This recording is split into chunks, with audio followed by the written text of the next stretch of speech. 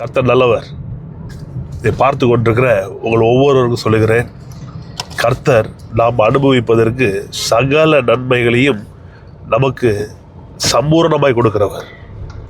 விசேஷமாய் young men and young விமனுக்கு சொல்கிறேன், boys and girls பார்த்து கொண்டிருக்கிற யங்ஸ்டர்ஸ்க்கு சொல்லுகிறேன், வாலிபர்களுக்கு சொல்லுகிறேன், நீங்கள் ரொம்ப நல்லா இருக்கணும்.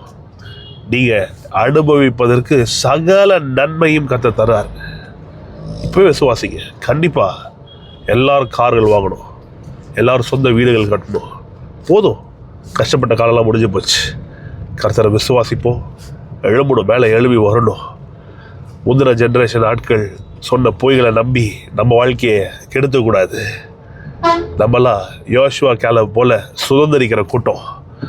வேணாம் வேணாம் வேணாம் வேணான்னு சொல்லியே ஏமாத்திடுவானுங்க. ஏமாறக்கூடாது, நல்லா இருக்கணும். கர்த்தருடைய நாமத்தின் மகிமைக்காக நல்லா இருக்கணும். கார் வாங்கணும், வீடுகளை கட்டணும், தங்க நகைகள் உங்ககிட்ட இருக்கணும். இதெல்லாம் எதுக்கு?